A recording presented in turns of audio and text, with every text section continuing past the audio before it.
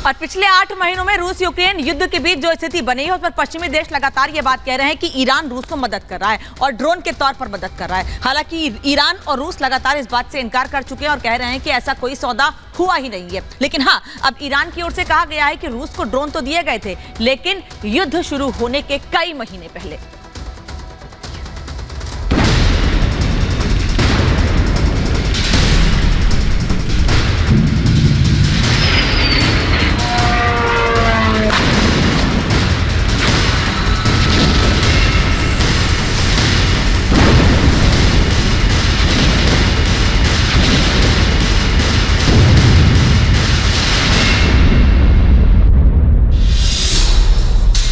Ukraine में रूस ने जिस तरह से ड्रोन से हमले किए हैं, उसके बाद अब इसे दुनिया की पहली ड्रोन वॉर भी कहा जाने लगा है।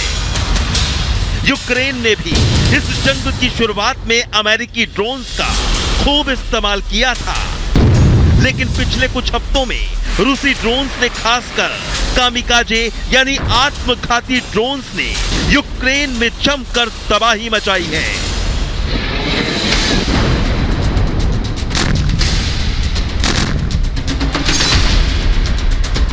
इनके बारे में यूक्रेन और पश्चिमी देशों का आरोप है कि ये ड्रोन्स रूस को ईरान ने दिए हैं, लेकिन दोनों ही देशों ने इसे गलत बताया। हालांकि अब ईरान ने एक बड़ी बात कही है। ड्रोन्स पर ईरान का बड़ा कबूलनामा। ईरान पर आरोप लगते रहे हैं, पुतिन ने आसमान से यूक्रेन पर जो कहर बरपाया है उसका जिम्मेदार ईरान है। ईरान ने अब तक इनकार किया था, लेकिन अब उसने अपना बयान बदला है। ईरान के विदेश मंत्री का क्या कहना है, यह आपको बताते हैं। हमने यूक्रेन में युद्ध से कुछ महीने पहले रूस को सीमित संख्या में ड्रोन की आपूर्ति की थी। 24 फरवरी को यूक्रेन पर रूसी आक्रमण से कुछ महीने पहले रूस को कुछ ड्रोन भेजे गए थे। ईरान के विदेश मंत्री ने क्या कहा है, वो सीधे शब्दों में आपको बताते हैं। ईरान ने रूस के ड्रोन्स देने की बात मानी है, लेकिन ईरान का दावा है कि उसने युद्ध के दौरान कोई हथियार नहीं दिए। ये ड्रोन्स रूस को युद्ध शुरू होने से कई महीने पहले दिए गए थे, यानी 24 फरवरी 2022 से पहले। इसका मतलब है कि ये 2021 में कभी दिए गए होंगे। साथ ही ये भी कहा गया है कि ड्रोन्स की संख्या काफी कम थी।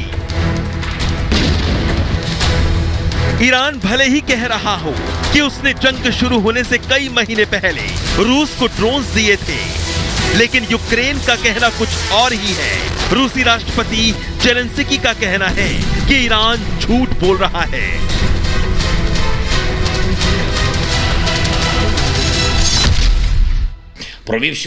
आखिरकार उन्होंने स्वीकार करने का फैसला किया कि उन्होंने रूसी आतंकवाद के लिए ड्रोन की सप्लाई की थी, लेकिन इस स्वीकारोक्ति में भी वे झूठ बोलते हैं।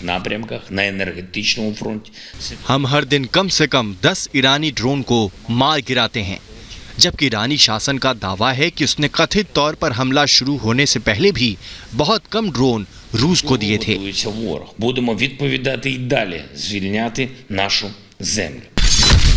यूक्रेन मांगे एयर डिफेंस,